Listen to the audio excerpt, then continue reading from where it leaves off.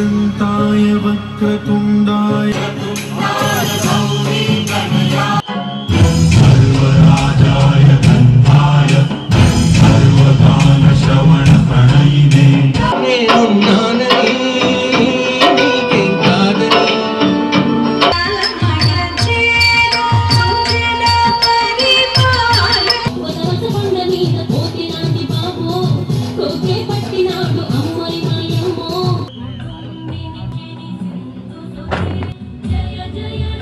హుషారుగా మీ యొక్క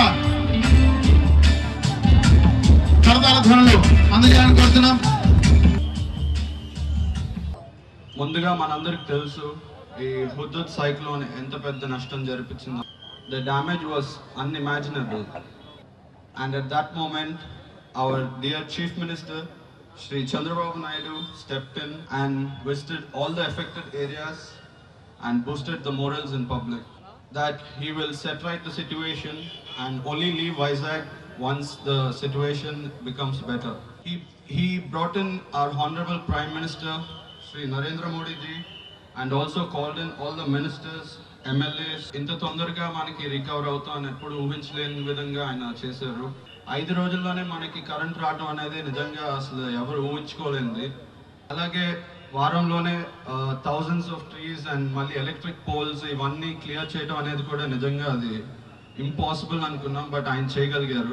విశాఖపట్నంలో సంభవించిన హుద్హుద్ తుఫాను కారణంగా ఏర్పడిన నష్టాన్ని నివారించడంలో సామాన్య పరిస్థితిని పునరుద్ధరించడం కోసం సేవలందించిన అనేక మందిని అభినందించడం కోసం ఏర్పాటు చేసిన ఈ కార్యక్రమం చాలా అభినందనీయం. వెళ్తున్న ఈ హుద్హుద్ తుఫాన్ రాకముందు the 11th morning hours-ne మాకు every hour from the CM office నుంచి ఫోన్స్ అన్నమాట.